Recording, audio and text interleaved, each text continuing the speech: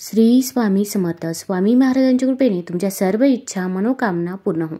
रथसप्तमी हा हिंदू धर्मातील एक महत्त्वाचा दिवस आहे, जो एक उत्सव म्हणून देखील साजरा केला जातो. हिंदू पंचांगानुसार माघ महिन्यातील शुक्ल पक्षातील सप्तमी किंवा 7व्या दिवशी हा उत्सव साजरा केला जातो. या दिवशी जर आपण काही उपाय केले, काही सेवा केल्या तर त्या खूप खूप प्रभावी ठरतात. हा दिवस सूर्यदेवतेचा उत्सव आहे, म्हणूनच याला सूर्य जयंती किंवा माघ जयंती असेही म्हणतात. हा दिवस सूर्याचा जन्मदिवस म्हणून देखील मानला जातो, जो संपूर्ण जगाला प्रकाश देणारा आणि विश्वात जीवन शक्य करणारा सूर्य आहे. त्याबद्दल कृतज्ञता व्यक्त करण्यासाठी हा दिवस लोक साजरा करतात. रथसप्तमीच्या दिवशी 7 पांढऱ्या घोड्यांनी चालवलेल्या सोनेरी रथावर बसलेल्या सूर्यदेवाची पूजा केली जाते. ही प्रतिमा सूर्याच्या तेजाचे प्रतीक आहे, जी केवळ पृथ्वीपुरती मर्यादित नाही तर स्वर्गात आणि संपूर्ण विश्वात देखील आहे. या दिवशी स्नान करण्याचे अनन्यसाधारण महत्त्व आहे, म्हणूनच लोक सकाळी लवकर उठून पवित्र नदीमध्ये स्नान करतात. सूर्योदयाच्या वेळी केलेले स्नान शुभ मानले जाते. यामुळे सर्व आजार आणि नकारात्मकता दूर होते आणि त्या व्यक्तीला चांगले आरोग्य आणि आयुष्य मिळते. या कारणास्तव या दिवसाला आरोग्य सप्तमी असेही म्हणतात. भाविक स्नान केल्यानंतर सूर्याला अर्घ्य देतात. यासाठी तांब्याचा कलश वापरला जातो. पाणी अर्पण करताना ते सूर्यमंत्राचाही जप करतात. काही लोक सूर्याच्या 12 वेगवेगळ्या नावांचा देखील जप करतात. जलविधी केल्यानंतर ते भगवान सूर्याची पूजा करतात. यासाठी भाविक तुपाचा दिवा लावतात आणि सूर्यासमोर प्रदक्षिणा घालतात. पौराणिक कथेनुसार असे मानले जाते की रथसप्तमीच्या पूर्वसंध्येला सूर्याची पूजा केल्याने भक्तांना त्यांच्या भूतकाळातील आणि वर्तमानातील पापांपासून मुक्ती मिळते आणि मोक्षप्राप्तीच्या मार्गाकडे एक पाऊल पुढे जातात. हिंदू धर्मानुसार सूर्यदेव दीर्घायुष्य आणि चांगले आरोग्य प्रदान करतात. रथसप्तमीला अंगणामध्ये मातीच्या छोट्या मडक्यात दूध मुद्दाम उतू घातलं जातं. दूध ज्या दिशेला उतू जाईल तिकडे समृद्धी येते असं म्हटलं जायचं. एरवी दूध सांडलं उतू गेलं की हळहळणाऱ्या गृहिणी या दिवशी दूध उतू जाऊ देतात. रथसप्तमीच्या दिवशी सूर्यपूजनाबरोबर अग्नीला दूध अर्पण करणे देखील अतिशय शुभ मानले जाते. आता या दिवशी जर आपण काही उपाय केले, काही सेवा केल्या तर त्या देखील खूप प्रभावी ठरत असतात. भरपूर वेळा आपल्या मुलांची पाहिजे तशी प्रगती होत नाही. प्रत्येक आईवडिलांची इच्छा असते की आपल्या मुलांची प्रगती व्हावी, कोणत्याही क्षेत्रामध्ये त्याने मागे राहू नये. पण पाहिजे तसे होत नाही. मुलं अभ्यास तर करतात, पण त्यांना पाहिजे तसे मार्क्स मिळत नाही किंवा त्यांना वाईट संगत लागलेली असते किंवा मोठे असतील तर नोकरी मिळत नाही, विवाह जुळून येत नाही. अशा अनेक समस्या आपल्या समोर असतात. तसेच आपली एखादी इच्छा असते, कितीही केलं तरी ती पूर्ण होत नाही. घरामध्ये पैसा येत नाही, घरामध्ये दुःख, दारिद्र्य, गरिबी सतत जाणवत असते. तर या सर्व समस्या दूर होण्यासाठी या दिवशी कोणते उपाय करावे, कोणत्या सेवा कराव्या याबद्दलची सर्व माहिती आपण आज या व्हिडिओमधून जाणून घेणार आहोत. तत्पूर्वी तुम्ही चॅनलमध्ये नवीन असाल तर चॅनल लाईक करा व सबस्क्राईब देखील करा. कमेंटमध्ये श्री स्वामी समर्थ किंवा ओम नमो भगवते वासुदेवाय, ओम सूर्याय नमः लिहायला विसरू नका. आता आपण या दिवशी पिंपळाच्या झाडाला एक वस्तू अर्पण करायची आहे. तर आता हा उपाय अगदी आपण सायंकाळी संध्याकाळी केला तरी पण चालेल. तर सर्वात प्रथम आपल्याला सप्तधान्य घ्यायचं आहे. मग सप्तधान्यामध्ये अगदी तुम्ही तांदूळ, बाजरी, मूग, मठ, गहू अशा प्रकारचे सप्तधान्य घेऊ शकता. आता ही सप्तधान्य घेतल्यानंतर आपल्या घरातील प्रत्येक व्यक्तीवरून हे सप्तधान्य आपण 7 वेळा उतरवायचं आहे. अगदी घरातील लहान बाळ असो किंवा वृद्ध व्यक्ती असो, प्रत्येक व्यक्तीला आपण पाटावरती किंवा चौरंगावरती बसवायचं आहे. बसवताना पूर्वेकडे किंवा पश्चिमेकडे तोंड करून बसवायचं आहे. फक्त दक्षिण दिशेला तोंड येणार नाही याची काळजी घ्यायची आहे. आता हे सप्तधान्य आपण आपल्या हातामध्ये घ्यायचं आहे.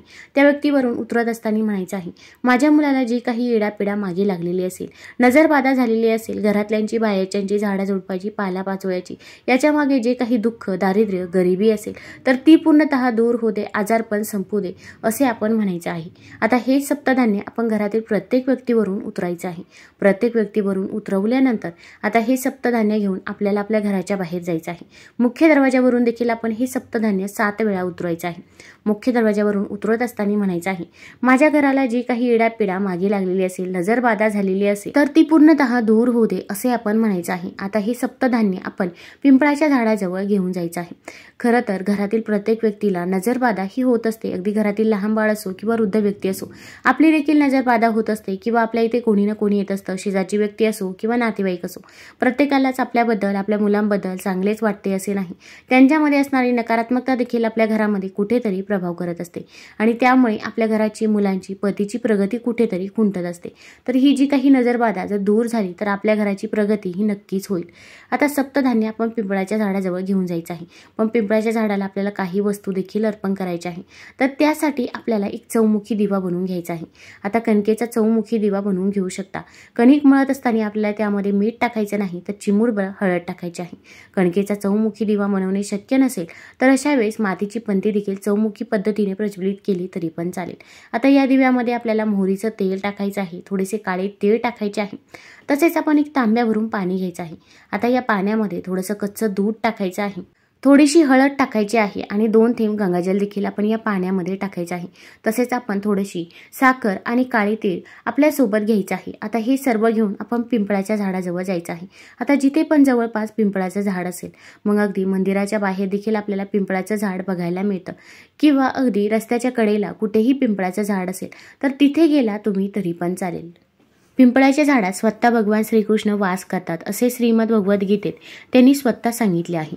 अर्जुनाला उपदेश करताना श्रीकृष्ण म्हणाले की अश्वत्थम वृक्ष, ज्याचे वर्णन गीतेच्या 10व्या अध्यायात देखील केले आहे. याचा अर्थ सर्व वृक्षांमध्ये मीच पिंपळवृक्ष आहे. म्हणजे स्वतः भगवान श्रीकृष्ण पिंपळाच्या झाडात वास करतात. पिंपळाच्या झाडाला इतकं महत्त्व देण्यामागे अनेक कारणे आहेत, जी या झाडाची वैशिष्ट्ये आहे.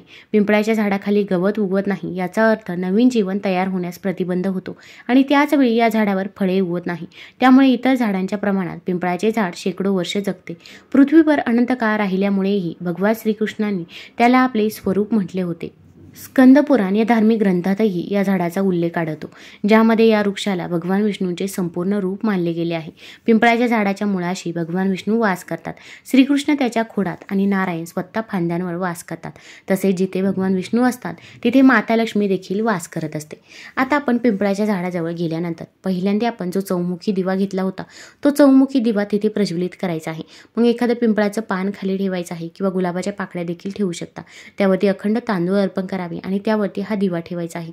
दिव्याला हळदी कुंकू लावायचं आहे. दिव्यामध्ये मोहरीचं तेल तसेच थोडेसे काळे तीळ देखील टाकायचे आहे. त्यानंतर आपण जे सप्तधान्य घेतलं होतं ते सप्तधान्य पिंपळाच्या झाडाला अर्पण करायचं आहे. अर्पण करत असताना म्हणायचं आहे, माझ्या घराला जी काही इडापिडा मागे लागलेली असेल, नजरबाधा झालेली असेल, दुःख, दारिद्र्य, गरिबी ही पूर्णतः दूर होऊ दे. माझ्या घरातील प्रत्येक व्यक्तीची प्रगती होऊ दे असे आपण म्हणायचं आहे. त्यानंतर आपण ते तांब्या भरून पाणी घ्यायचं आहे आणि हे पाणी आपण पिंपळाच्या झाडाला अर्पण करायचं आहे. आता पिंपळाच्या झाडाला आपण 11 प्रदक्षिणा करायच्या आहे. प्रदक्षिणा करत असताना आपण ओम नमो भगवते वासुदेवाय, ओम नमो भगवते वासुदेवाय या मंत्राचा जप करायचा आहे. आता प्रदक्षिणा करून झाल्यानंतर आपण आपल्या पितरांचे स्मरण करायचे आहे, कारण पिंपळाच्या झाडामध्ये आपल्या पूर्वजांचा देखील वास असतो. तर आपण पूर्वजांकडे माफी मागायची आहे. माझ्याकडून काही चूकभूल झाली असेल तर मला माफ करावे, पण इथून पुढे माझ्याकडून जशी सेवा होईल तशी सेवा मी तुमची नक्की करेल. तसेच ओम पितृदेवताय नमः या मंत्राचा देखील आपण 11 वेळा जप करायचा आहे. आता जप करून झाल्यानंतर पिंपळाच्या झाडाखाली जी काही माती आहे ती माती आपण आपल्या कपाळाला लावावी. आपल्या मुलांच्या कपाळाला देखील आपण ही माती लावायची आहे. त्यानंतर आपण पिंपळाच्या खोडाजवळ आपण आपलं डोकं टेकवायचं आहे आणि आपली जी काही इच्छा आहे, मनोकामना आहे ती पिंपळाच्या झाडाजवळ व्यक्त करायची आहे. मग कठीणातली कठीण कोणतीही इच्छा असो. घरामध्ये पैसा येतो पण तो पैसा स्थिर राहत नाही किंवा संतान प्राप्ती होत नाही, विवाह हा वेळेवरती जुळून येत नाही किंवा नोकरी मिळत नाही, जे काही आहे ते मनापासून आणि श्रद्धेने आपण पिंपळाच्या झाडाजवळ सांगायचं आहे. पिंपळाच्या झाडाला आपण आपला उजवा हात लावायचा आहे. आता हा उपाय कोण करू शकतं तर घरातील कोणत्याही व्यक्तीने हा उपाय ही सेवा केली तरी पण चालेल. फक्त सूतक असेल किंवा मासिक धर्म असेल तर या काळामध्ये आपल्याला हा उपाय करता येणार नाही. हा उपाय केल्यानंतर आपण डायरेक्ट घरी यायचं आहे. मध्ये कुठे थांबलो तर आपण जो काही उपाय केला तर तो उपाय सफल ठरत नाही. तुम्हाला जर हा व्हिडिओ आवडला असेल तर चॅनल लाईक करा, सबस्क्राईब करा. धन्यवाद.